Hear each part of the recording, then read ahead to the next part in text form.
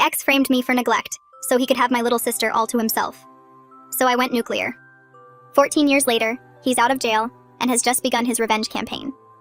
When my little sister Amy was only 11, she came to me with the most disturbing question.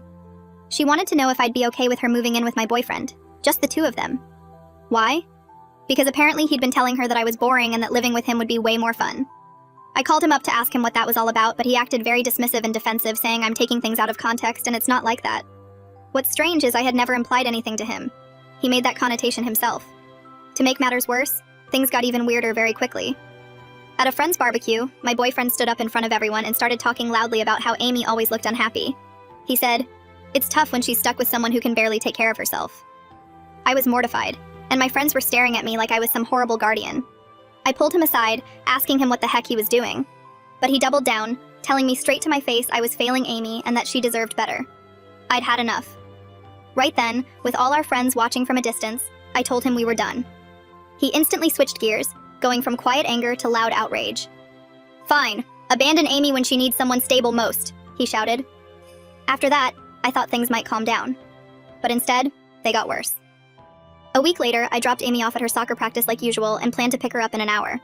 But just 15 minutes later, my phone lit up with a call from Amy's coach, sounding panicked. He said Amy had wandered off after practice was abruptly canceled due to the sudden rainstorm, and they couldn't find her anywhere. My heart jumped into my throat. I sped to the field as fast as I could, only to find my ex already there holding Amy's hand. He'd happened to be driving by right when she wandered off. He made a huge scene, loudly saying, "If you'd kept track of things better, Amy wouldn't have to rely on luck for someone to look out for her." Very soon, Amy started having nightmares again. Losing our parents had already been so tough on her, but suddenly, she was breaking down more frequently. My ex seemed to always know exactly when these episodes happened too, even if they were in our own home. Then the court papers came. He hired some good-for-nothing lawyer who looked like he was a predator himself, then filed for guardianship, accusing me of neglecting and emotionally abusing Amy. He cited Amy crying at night as evidence of me abusing her. It didn't matter to him that Amy loved me, that I cooked her favorite meals for her every night. He just wanted her. And so, every night, me and Amy sat down and went through what she might say in court. When the court day came, I felt like I was walking into an ambush. My ex sat across the room watching me closely. He presented his case, showing everyone pictures and messages that made me look awful. His lawyer tore me apart, and I could feel everyone in the courtroom judging me. But finally, it was Amy's turn to testify. My heart was pounding so loudly I was sure everyone could hear it. Amy looked terrified at first, but then her voice started to rise. "He's lying," she said firmly. The room went quiet. He kept coming around even when my sister said not to. He kept texting me and bringing me gifts, telling me it was our secret. I felt ice run through my veins. My ex looked alarmed, shifting uncomfortably in his seat. The judge leaned forward, listening closely. Amy's voice cracked, but she didn't stop. "He said someday I'd see he was better for me than my sister. He told me things that made me feel weird and uncomfortable." Gasps filled the courtroom. My ex jumped to his feet, yelling, "She's confused! She's making it up!" But the judge slammed her gavel, silencing him. Amy wasn't finished yet. "I never felt unsafe with my sister," she said fiercely, her voice shaking with emotion. "I only felt scared when he was around. He made me promise not to tell because my sister would get jealous. But my sister always protected me. She's the only person I trust." Everyone turned to stare at my ex. His lawyer sat stunned, unable to speak. The courtroom fell into a tense silence. My ex's face turned as he glared at Amy, his jaw clenched so tight I could see the muscle twitching from across the room. The judge cleared her throat and asked Amy if she had any evidence of these communications. Amy nodded, her small hands trembling as she told the judge that he'd given her a special phone to text him on. My stomach dropped, a wave of nausea washing over me. I had no idea about any secret phone, and the realization that he'd been communicating with her right under my nose made me feel physically ill. The courtroom seemed to tilt slightly as this new information hit me. I thought of all the times I'd checked Amy's room, helping her clean or putting away laundry, never suspecting there was a hidden device. The betrayal felt like a physical pain in my chest, sharp and unexpected. "Where is this phone now?" the judge asked gently, her tone softening as she addressed Amy. "In my backpack," Amy whispered, her voice barely audible in the silent courtroom. "He said I should never show it to my sister." The judge ordered the bailiff to retrieve Amy's backpack from where it sat beside me. I watched in shock as the officer pulled out a small, cheap flip phone I'd never seen before, its plastic case bright blue.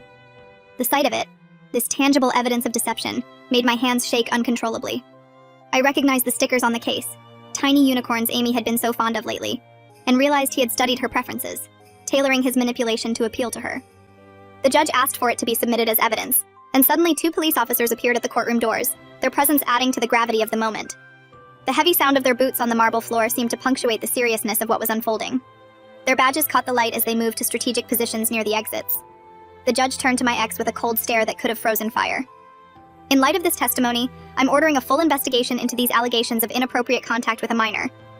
My ex exploded again, his composure completely shattered as he shouted that Amy was lying and I had put her up to this. His lawyer tried to calm him down, one hand on his arm, but it was too late. The officers approached him, their footsteps heavy on the courtroom floor, and one of them told him he was being detained for questioning. His voice echoed off the high ceiling as he shouted, spittle flying from his mouth. A water glass on the lawyer's table toppled over as he gesticulated wildly, spreading a dark stain across important-looking documents. The look of pure hatred he shot at me as they led him away made my skin crawl, his eyes promising this wasn't over. I instinctively moved closer to Amy, placing myself between her and his venomous glare. The scuff of his expensive shoes against the floor as he resisted slightly seemed unnaturally loud in the tense atmosphere. The judge dismissed the guardianship case immediately and ordered a temporary restraining order against my ex for both Amy and me. She also scheduled a follow-up hearing in 2 weeks to review the investigation findings, her voice firm as she stated that Amy's welfare was her primary concern. The bang of her gavel seemed to break the spell of tension in the room. Papers rustled as people began to move, whispered conversations breaking out among the spectators. The court clerk's fingers flew across her keyboard, recording the judge's orders with rapid-fire clicks. Outside the courtroom, Amy collapsed against me, her small body racked with sobs. I held her tightly, my own tears flowing freely as the reality of what she'd been through hit me full force. Our friend Tessa, who had come to support us, wrapped her arms around both of us, her familiar perfume a small comfort in the storm of emotions. The hard bench beneath us creaked as we huddled together, Amy's tears soaking through my blouse. Sunlight streamed through the high windows of the courthouse corridor, dust motes dancing in the beams, creating an oddly beautiful backdrop to our moment of crisis. Other people moved around us, their footsteps and conversations creating a background hum that seemed distant and unimportant. "You were so brave in there," I whispered to Amy, stroking her hair, feeling each tremor that ran through her body. "I'm so sorry I didn't know what was happening." Her hair smelled of the strawberry shampoo she loved, the same brand our mother had always used for her. I could feel her heart racing against mine as I held her, her small frame seeming even more fragile in this moment of vulnerability. "He said you'd be mad at me," Amy hiccuped between sobs. "He said you wouldn't believe me." The next few days were a blur of police interviews and meetings with a victim advocate named Marissa, whose gentle questions helped Amy reveal the full extent of my ex's manipulation. They found dozens of messages on the secret phone, many of them clearly grooming Amy and trying to turn her against me. We sat in sterile interview rooms with uncomfortable chairs and bland artwork on the walls, the fluorescent lights highlighting the dark circles under Amy's eyes. Marissa always brought Amy a small juice box and crackers, these tiny kindnesses helping to ease the clinical nature of the process. The soft scratch of pens on notepads and occasional whir of recording equipment became familiar background noise as Amy slowly revealed more details. The detective handling our case, Detective Powell, a man with kind eyes and a determined set to his jaw, told me they were building a solid case against my ex. His coffee mug always had cartoon characters on it, a deliberate choice I suspected, to seem less intimidating to the children he interviewed. The leather of his notebook was worn soft at the edges from years of use, filled with the stories of other victims he had helped. A week after the hearing, Detective Powell called with news that sent a wave of relief washing over me. My ex had been formally arrested and charged with child endangerment and attempted custodial interference. I felt like I could finally breathe again, the weight on my chest lifting slightly. I was folding laundry when the call came, Amy's small t-shirts and my work clothes creating a domestic scene that felt suddenly more secure. The warm scent of fabric softener filled the living room as I sank onto the couch, legs weak with relief as Detective Powell explained the charges. Through the window, I could see neighborhood children playing, their carefree laughter a reminder of the normal childhood I wanted for Amy. But that relief was short-lived, evaporating like morning dew under a harsh sun. Just 3 weeks later, Detective Powell showed up at our door looking grim, his usual confident posture diminished. "The charges have been dropped," he said, his voice heavy with frustration that matched the sinking feeling in my stomach. "Your ex hired a high-powered attorney who argued that the messages, while inappropriate, didn't explicitly break any laws. They claimed he was just trying to be a supportive figure in Amy's life after her parents' death." Rain pattered against the windows as he delivered this news, the gray day matching my mood perfectly. The half-prepared dinner on the kitchen counter behind me, Amy's favorite spaghetti, seemed like a sad reminder of the normal evening we wouldn't be having after all. Detective Powell's badge caught the light as he shifted uncomfortably, clearly unhappy to be the bearer of such news. I couldn't believe what I was hearing, the words not making sense as they hung in the air between us. But the secret phone? The gifts? The way he manipulated her? My voice rose with each question, disbelief turning to anger. "I know," Detective Powell sighed, running a hand through his salt and pepper hair. But his lawyer twisted everything, made it sound like he was just trying to help, and you were the one who misinterpreted his actions. Without explicit threats or sexual content in the messages, the DA felt they couldn't win in court. The restraining order was still in place, but I felt sick knowing he was free, walking the same streets as us, potentially watching and waiting. That night, I installed new locks and a security system, the drill loud in my hands as I secured our home, trying to create some semblance of safety. Metal shavings fell to the floor as I worked, the scent of sawdust filling the air. Amy sat on the stairs watching me, her homework forgotten beside her, chewing nervously on the end of her pencil. The new deadbolts gleamed in the hallway light, their brass finish incongruously cheerful against our worn front door. The security company technician explained the system features in a monotone voice, pointing out motion sensors and camera angles while I nodded mechanically, trying to absorb information through my fog of anxiety. I couldn't shake the feeling that this wasn't over, that he wouldn't just walk away. I was right. 2 days later, I spotted his car parked down the street from our house, the familiar silver sedan partially hidden behind a neighbor's SUV. When I called the police, he was gone before they arrived, leaving nothing but tire marks and my renewed fear. The officer who responded took notes in a small pad, his pen scratching against the paper as I described the car and its position. He seemed skeptical, his eyes occasionally drifting to his watch, clearly wondering if I was just being paranoid. The tire marks in the soft earth by the curb were the only evidence that I wasn't imagining things, dark crescents pressed into the mud where he had accelerated away. The next day, he was outside Amy's school, lurking near the playground during recess until a teacher noticed and called security. The day after that, I got a text from an unknown number. "You turned her against me. This isn't over." The words glowed ominously on my screen, sending a chill down my spine. The school's brick walls and cheerful murals, designed to create a sense of safety and welcome, now seemed like insufficient protection. I found myself studying the faces of every adult who came near the building when I dropped Amy off, my eyes constantly scanning for threats. The text message alert had made me jump, my coffee spilling onto the kitchen counter, leaving a dark stain that reminded me of how quickly our sense of security could be disrupted. I showed the messages to Detective Powell, but he said there wasn't enough to violate the restraining order since my ex claimed his phone had been stolen that day, his alibi frustratingly airtight. The stalking got worse, becoming a constant shadow over our lives. Sometimes I'd catch glimpses of him following us in stores, his reflection appearing in windows or mirrors before he ducked away. Other times, he'd park across from our house just long enough for us to notice before driving away, the message clear: "I'm watching you." The constant vigilance was exhausting. I found myself checking and rechecking locks, peering through blinds at every unfamiliar sound, sleeping with my phone in my hand. The dark circles under my eyes deepened, my clothes hanging looser as my appetite diminished under the constant stress. Even simple errands became exercises in hyper-awareness, scanning parking lots, checking behind shelves in stores, always keeping Amy within arm's reach. Amy started having panic attacks whenever we left the house, her breathing becoming rapid and shallow at the slightest hint of danger. I decided we needed to document everything, to build a case that couldn't be dismissed. I installed cameras around our house and kept a detailed log of every sighting, every strange call, every time Amy thought she saw him. The notebook I used became a disturbing record of our fear. Dates, times, locations all meticulously recorded in my increasingly cramped handwriting. The pages filled quickly, each entry representing another moment of terror in our daily lives. Amy developed a system of hand signals to alert me when she thought she spotted him, our own secret language born of necessity. Detective Powell encouraged this, explaining that building a pattern of behavior was our best chance at getting the court to take action, his experience guiding us through the process. One night, about 2 months after the court hearing, I woke up to the sound of breaking glass, the crash jolting me from sleep. For a moment, I lay frozen, the darkness of my bedroom suddenly menacing, the familiar shapes of furniture transformed into potential hiding places for an intruder. The digital clock on my nightstand cast a red glow, showing 2:17 a.m. in glaring digits that seemed to pulse with warning. I grabbed the baseball bat I'd started keeping by my bed and ran to Amy's room, my heart in my throat. She was sitting up in bed, eyes wide with terror, moonlight casting shadows across her pale face.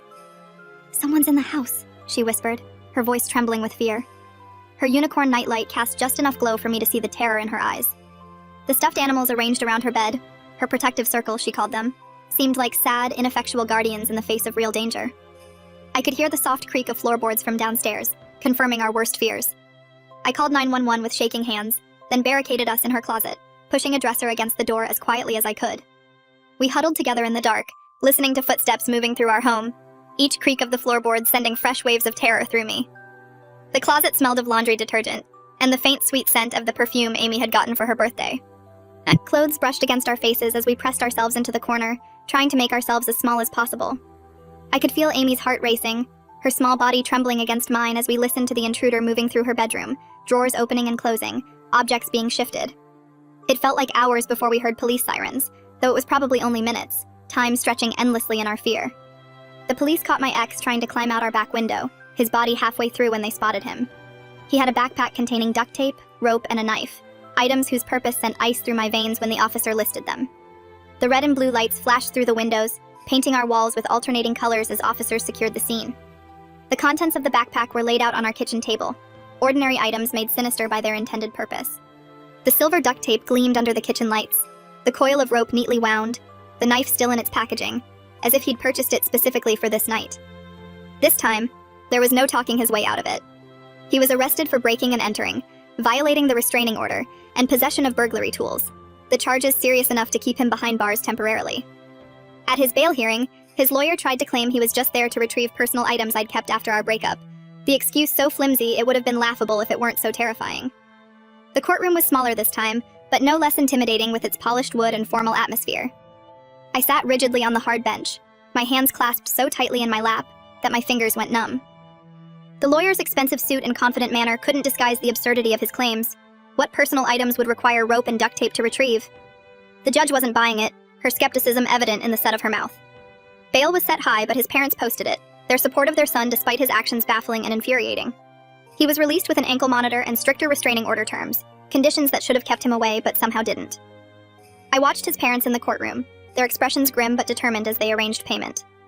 His mother avoided my eyes, but his father stared at me with the same cold intensity his son often had, making me wonder how far the apple had fallen from the tree. The ankle monitor looked incongruous against his expensive shoes as he was processed for release, a high-tech reminder of boundaries he seemed determined to ignore. The harassment continued, just more subtly, adapting to the new restrictions. Friends reported seeing him watching our house from a distance, just beyond the boundary set by the restraining order, technically complying while still terrorizing us. Amy's teacher called to say he'd tried to pick her up from school, claiming I'd sent him, his lie only discovered when the school called to verify. The school increased security as a result, checking IDs more carefully at pickup time, adding another layer of procedures that reminded us daily of our unusual situation. Other parents noticed the changes, their curious glances following us whenever we attended school functions. Amy's friends asked questions she couldn't answer, their innocent curiosity another burden for her to bear. Someone kept creating fake social media accounts to message Amy, the words always just vague enough to avoid explicit threats, but clear enough in their intent to frighten her. Detective Powell was frustrated too, his hands tied by legal technicalities. He's being careful to stay just on the legal side of harassment, he explained during one of his now regular visits to check on us. But keep documenting everything. Eventually he'll make a mistake. The wall where we'd hung our documentation grew crowded. Printouts of suspicious messages, photos taken from our security cameras, the detailed log of incidents expanding to fill multiple notebooks. It was a wall of fear, a visual representation of our ongoing nightmare, but also evidence of our determination not to be silenced or forgotten by the system. That mistake came 3 months later. Amy and I were grocery shopping, the fluorescent lights harsh overhead as we pushed our cart down the cereal aisle. Amy suddenly froze beside me, her hand gripping my arm so tightly it hurt, her face pale as paper. "He's here," she whispered, her eyes fixed on a point behind me. The cheerful music playing over the store speakers seemed suddenly jarring, the normal activity of other shoppers surreal in contrast to our fear. The cold air from the refrigerated section raised goosebumps on my arms, or perhaps it was the fear coursing through me. Our half-filled cart contained such ordinary items: milk, bread, Amy's favorite cereal with the cartoon character on the box, the mundanity a stark contrast to the danger we suddenly faced. I looked up to see my ex at the end of the aisle, staring at us with a strange smile that didn't reach his eyes. I grabbed Amy's hand and headed for the exit, abandoning our half-filled cart as I pulled out my phone to call the police. As we rushed to our car, I heard footsteps behind us, the sound growing closer on the wet pavement. Rain had started to fall, light at first but quickly becoming heavier, drumming on the metal shopping carts and car roofs.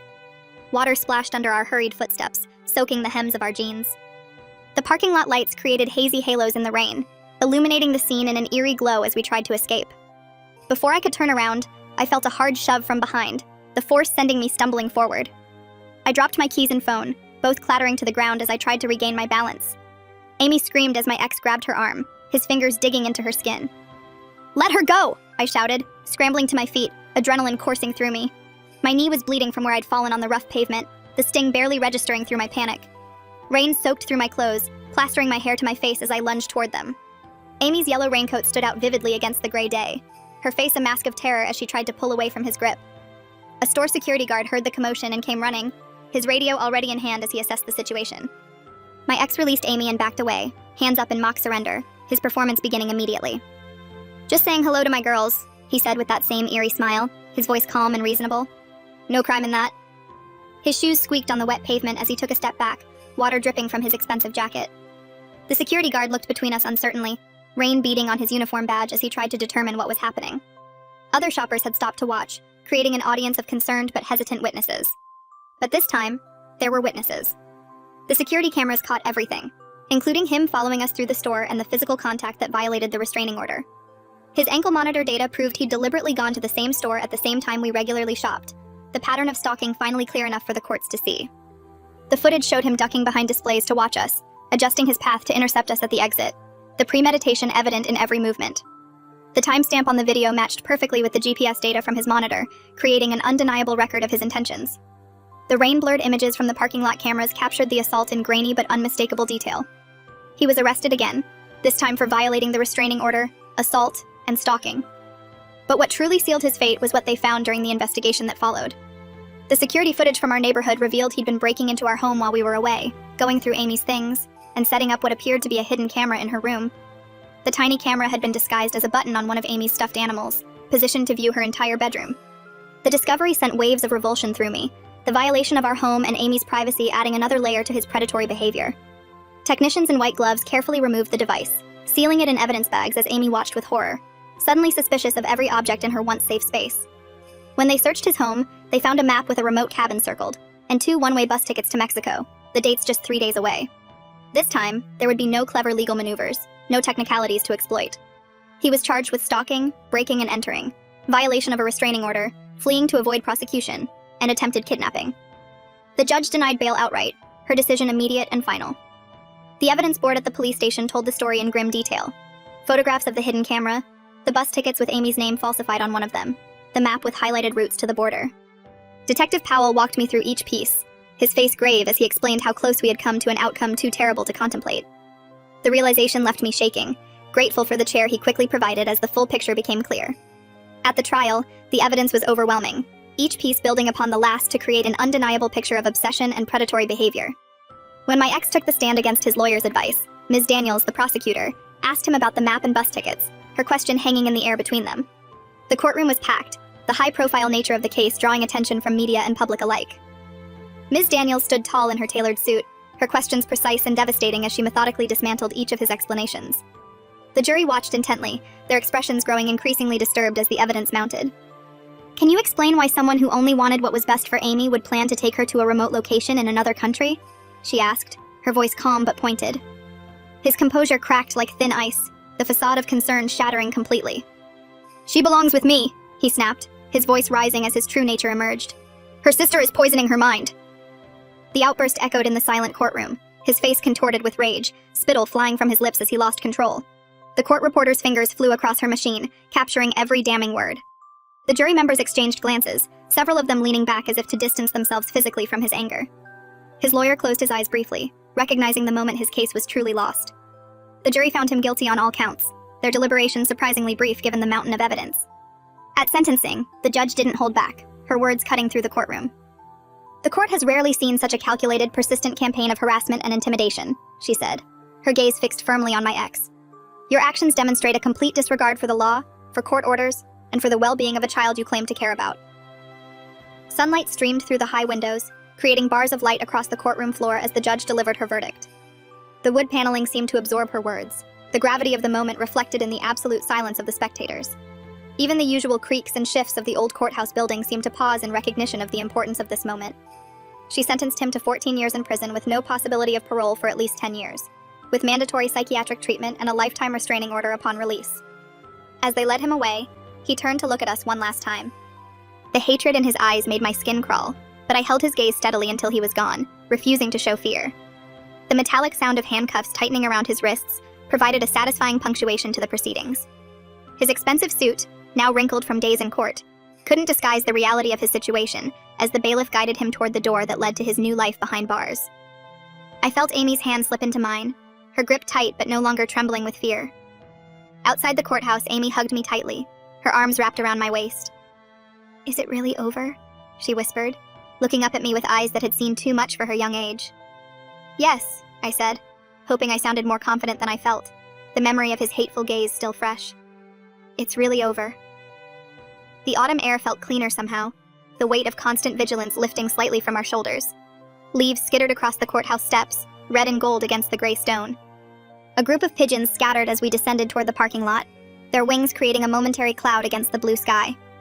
Detective Powell approached us with a small smile, the lines around his eyes crinkling. "You did good in there, both of you." He handed me his card with his personal number written on the back, the gesture simple but meaningful. "If you ever need anything, or if you're worried when he gets out, call me. Anytime." His badge caught the sunlight as he shifted, the symbol of protection that had come to mean so much to us over these difficult months. The card felt substantial in my hand, a tangible connection to someone who had believed us when others hadn't, who had helped us navigate a system that often seemed designed to fail victims rather than protect them. We moved to a new house in a different neighborhood for a fresh start, the process of packing and unpacking somehow therapeutic as we built our new life. Amy transferred to a new school where nobody knew our story. Slowly, our lives began to take on a new rhythm, the constant fear receding like a tide going out. The new house had yellow curtains in the kitchen, just like our old one, a small continuity that provided comfort. Amy's room was larger, with a window seat where she could read, and a ceiling high enough for new glow-in-the-dark stars in more elaborate constellations. The creaks and sounds of the new house became familiar, no longer triggering the panic that unexpected noises had once caused. Amy's nightmares became less frequent, though they never disappeared completely. She made new friends and joined a different soccer team, her love for the sport returning gradually. Years after the trial, Amy graduated college with honors in psychology, her experiences shaping her desire to help other children who had faced trauma. Her dorm room walls had slowly filled with photos of new friends and experiences, the painful past gradually outnumbered by happier memories. Her textbooks on child development and trauma recovery often had personal notes in the margins, her own experiences informing her academic understanding. The stuffed rabbit from her childhood still sat on her bed, worn but treasured, a symbol of resilience rather than fear. As she walked across the stage to receive her diploma, I felt a surge of pride so intense it brought tears to my eyes. Each step she took a victory over everything that had tried to break her. That night, at her graduation dinner, Amy raised her glass in a toast, the candlelight catching in her eyes. "To my sister," she said, her voice strong and clear, no longer the frightened child she had been. "Who taught me that even when the world feels scary, we can still find our way through." The restaurant buzzed with celebration around us, other families marking their own milestones, unaware of the particular significance of ours. Amy's graduation cap sat on the table beside us, the tassel moved from right to left, marking the transition to a new chapter. The champagne bubbles caught the light, tiny stars rising and dissolving in our glasses.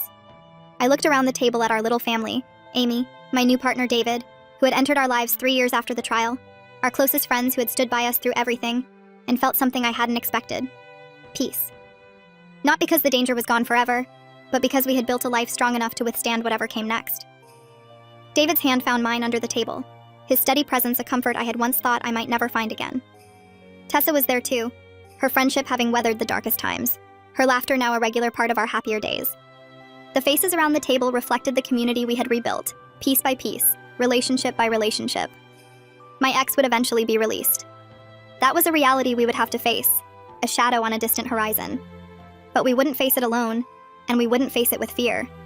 We would face it with the strength we had built together, day by day, year by year. Detective Powell had kept his promise, calling occasionally to check in, letting us know when there were changes in my ex's status. The security system in our new home was state-of-the-art, but no longer the focus of our daily lives. Amy had learned self-defense, not out of fear, but as a way to reclaim her sense of power and control. And that, I realized as I raised my glass to meet Amy's, was the greatest victory of all. The knowledge that he had failed to break us, that the bond between us had only grown stronger through the fire he had put us through. In the soft glow of the restaurant, with Amy's smile bright across the table, I finally felt the last piece of fear release its hold on my heart. We were survivors, not victims. And no matter what the future held, that would never change.